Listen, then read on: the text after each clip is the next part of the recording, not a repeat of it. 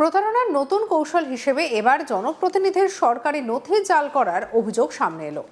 বিধায়কের নামে ভুয়ো সুপারিশপত্র তৈরি করে সাধারণ মানুষের কাছ থেকে টাকা নেওয়ার অভিযোগে দুজনকে গ্রেপ্তার করেছে পুলিশ। অভিযোগ, দীর্ঘদিন ধরেই এই চক্রটি সক্রিয় ছিল এবং সরকারি সুবিধা পাইয়ে দেওয়ার আশ্বাস দিয়ে একাধিক ব্যক্তিকে প্রতারণার ফাঁদে ফেলা হচ্ছিল। ঘটনার তদন্ত শুরু করেছে পুলিশ।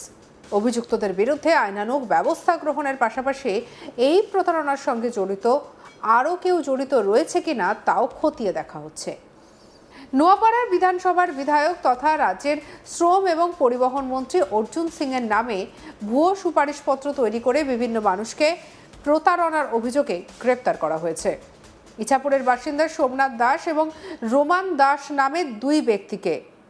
অভিযোগ, দীর্ঘদিন ধরেই তারা এলাকায় একাধিক মানুষের কাছ থেকে টাকা নিয়ে বিধায়কের নামে জাল সুপারিশপত্র তৈরি করে দিতেন, আর সেই নথি ব্যবহার করে সরকারি দপ্তরের বিভিন্ন কাজ করিয়ে নেওয়ার প্রতিশ্রুতিও দেওয়া হতো বলে অভিযোগ।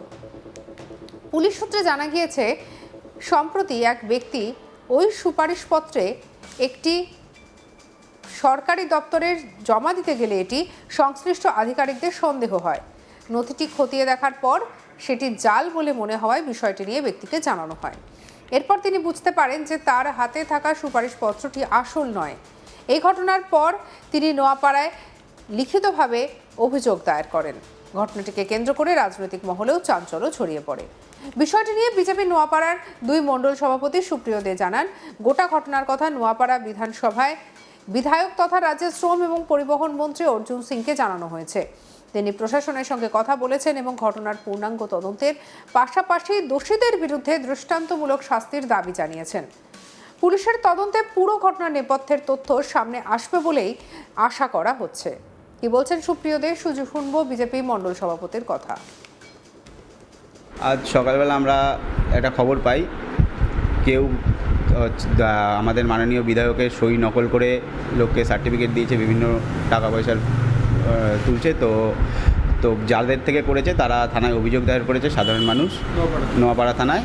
তো পুলিশ তাদের দুজনকে, সোমনাথ দাস এবং রোমান দাসকে অ্যারেস্ট করেছে এবং পুলিশ তদন্ত করছে। পুলিশের কাজ করবে। আর মাননীয় বিধায়ক রাজ্যের মন্ত্রী অর্জুন সিং মহাশয় জানেন, উনি বলেছে পুলিশ যথাযথ ব্যবস্থা নেবে তদন্ত করে। আর আমরা দলের উচ্চ লেভেলে জানিয়েছি, এর মধ্যে পার্টি একদম বিজেপি পার্টি, যেটা দুর্নীতি যেই করুক, দুর্নীতিকে কোনো জিরো টলারেন্স। তো দলের কাজ করবে, প্রশাসনের কাজ করবে, তদন্ত হবে, যা ব্যবস্থা নেওয়ার পুলিশ সেই ব্যবস্থা নিক, আর দলের মতন ব্যবস্থা নিয়ে যা করার করবে। শোনা যাচ্ছে যে মন্ত্রীজির প্যাড আর সই জাল করেছে মাননীয় বিধায়কের, সেটা আমরা পেয়েছি, এভিডেন্স পেয়েছি। তো এগুলো এই করে মানুষকে বিভিন্ন রকম সার্টিফিকেট দিচ্ছে, টাকা পয়সা নিচ্ছে। কোথায় গিয়ে ধরা পড়লো? বিষয়টা ধরা পড়লো যখন দিয়েছেন, এবার অফিসে তারা যখন দেওয়া শুরু করেছে, অফিসে যখন দেখায় তখন মন্ত্রীজির সইয়ের সাথে মিলছে না। কারণ মন্ত্রীজি সবাইকে সবসময় সহযোগিতা করে থাকে।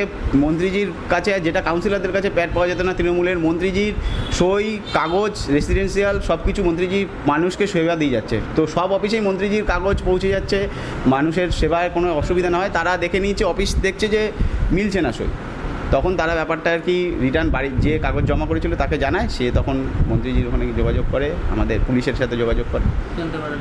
হ্যাঁ, ধৃতরা অভিযোগ অস্বীকার করেছে।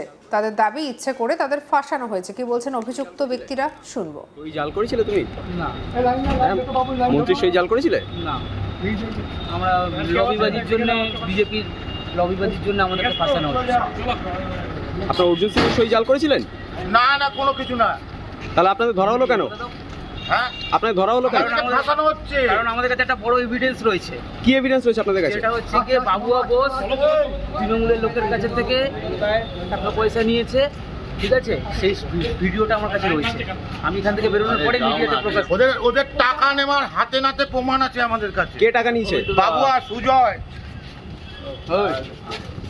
সুজয় হাতে নাতে ধরা পড়েছে। আমাদের কাছে ভিডিও কপি আছে, তার জন্য আমাদেরকে ফাঁসানো হচ্ছে। কে ফাঁসাচ্ছে আপনাদের? বাবুয়া সুজয়।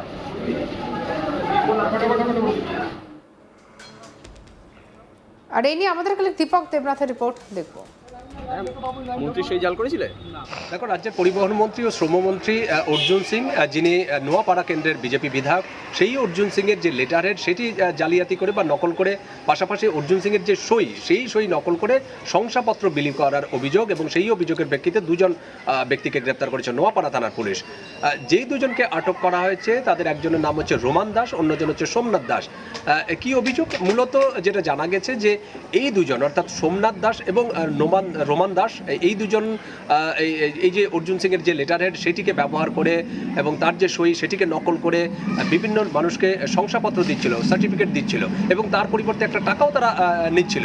কিন্তু অতি সম্প্রতি এক ব্যক্তি সেই যে সার্টিফিকেট নিয়ে কিন্তু তার যে কাজ, সেই কাজের জন্য সরকারি অফিসে জমা দেয়, এবং সরকারি অফিসে যখন জমা দেয় সেই যে সরকারি কর্মকর্তা, তার দেখে সেটি সন্দেহ হওয়ার পর সেই ব্যক্তিকে আবার ডেকে পাঠানো হয়, যে ব্যক্তি তিনি এই অর্জুন সিংয়ের সই করা সার্টিফিকেট যিনি জমা দিয়েছেন। এবং যখন তিনি জমা দেন তখন সরকারি কর্মকর্তারা সেটিকে বলে যে তাদের সন্দেহ হচ্ছে এটি ভুয়া, এবং তিনি কোথা থেকে পেয়েছেন, কিভাবে সংগ্রহ করেছেন সেটিও তার কাছে জানতে চাওয়া হয়। এবং সেই ব্যক্তি তখন বলেন যে এই যে সোমনাথ দাস এবং রোমান দাস, তাদের কাছ থেকে তিনি টাকা দিয়ে তিনি এই সার্টিফিকেট পেয়েছিলেন। এবং তারপরেই এই বিষয়টি জানা যায়, এবং তখনই এই ব্যক্তি তখন নোয়াপাড়া থানায় একটি অভিযোগ দায়ের করেন। সেই অভিযোগের প্রেক্ষিতেই কিন্তু ইছাপুরের এই যে দুই বাসিন্দা, একজন সোমনাথ দাস এবং অন্যজন রোমান দাস, এই দুজনকে কিন্তু গ্রেপ্তার করা হয়। এবং বিষয়টি ইতিমধ্যেই অর্জুন সিংকে জানানো হয়েছে, কারণ দলের পক্ষ থেকে অর্জুন সিংকে জানানো হয়েছে, এবং অর্জুন সিংও বলেছেন যে দল অর্থাৎ আইন যেভাবে চলবে, অর্থাৎ পুলিশ যেভাবে পদক্ষেপ নেবে ঠিক আইন মতন চলবে, এবং পুলিশ যথাযথ ব্যবস্থা নেবে। এই বিষয়ে নোয়াপাড়ার যে দুই মণ্ডল, সেই মণ্ডলের যে সভাপতি সুপ্রিয় দে, তিনি বিষয়টি বলেছেন যে এই কমপ্লেন অর্থাৎ অভিযোগ জানার পর বা এই বিষয়টি সামনে আসার পর তারা তখন অর্জুন সিংয়ের সাথে যোগাযোগ করেন। অর্জুন সিং তখন তাদেরকে যে পরামর্শ দেন যে সঙ্গে সঙ্গে থানায় সেটি জানাতে, এবং থানা এরপর জানানো হয়, নোয়াপাড়া থানায় জানানো হয়, এবং সেই অভিযোগের প্রেক্ষিতে কিন্তু এই দুজনকে ব্যক্তিকে গ্রেপ্তার করা হয়েছে। এবং সুপ্রিয় দে, যিনি বিজেপির দুই মণ্ডলের সভাপতি নোয়াপাড়ার, তিনিও যেটি বলছেন যে এই বিষয়টি আসার পরে কিন্তু এই রাজ্যে যে প্রশাসন অর্থাৎ নোয়াপাড়া থানার পুলিশের সাথে তারা যোগাযোগ করেছেন। নোয়াপাড়া পুলিশকে বলা হয়েছে যে সে যেই হোক, তারা যে কোনো দলের হোক, যে কোনো বর্ণের হোক, যদি দোষী প্রমাণিত হয় তাদের বিরুদ্ধে উপযুক্ত শাস্তি যেন আইন অনুযায়ী নেওয়া হয়। কারণ তিনি এটিও বলেছেন যে এই যে সরকার এসছে, বিজেপি সরকার, জিরো টলারেন্স, মানে কোনো রকম সহিংসতা, কোনো রকম দুর্নীতিতে কিন্তু জিরো টলারেন্স নিয়েছে, এবং তারাও সেটি মানেন। এবং সেক্ষেত্রে আইন যে পথ নেবে, অর্থাৎ প্রশাসন যেভাবে চলবে, বা এই অভিযুক্তদের বিরুদ্ধে যদি দোষী প্রমাণিত হয় যা ব্যবস্থা নেওয়া হবে সেটিকে তারা সমর্থন করবেন, এবং প্রশাসনকেও তারা সেই অনুরোধটি জানিয়েছেন। কিন্তু এই ঘটনা সামনে আসার পর একটি চাঞ্চল্য ছড়িয়েছে, এবং তাদের বক্তব্য যে অর্জুন সিং যেখানে সবসময় তাদের মানে হাতের কাছে পান, এবং প্রতিদিনই আমরা দেখেছি যে রাজ্যের মন্ত্রী হওয়ার পরে কিন্তু প্রতিদিন কিন্তু কয়েকশো মানুষ প্রতিদিন কিন্তু ভিড় জমান তার বাড়িতে সার্টিফিকেট আনার জন্য বা বিভিন্ন ক্ষেত্রে। সেক্ষেত্রে এই অর্জুন সিংয়ের সার্টিফিকেট বা অর্জুন সিংয়ের প্যাড কিংবা অর্জুন সিংয়ের যে সেই সই নকল করার কি প্রয়োজন পড়লো, এটি তদন্তকারীরা খতিয়ে দেখছেন, এবং এর পিছনে কোনো বড় কোনো চক্র আছে কিনা সেটিও কিন্তু খতিয়ে দেখা হচ্ছে। সঙ্গে রাখুন আজ তাক বাংলাকে অন্যান্য খবরের জন্য সাবস্ক্রাইব করতে ভুলবেন না।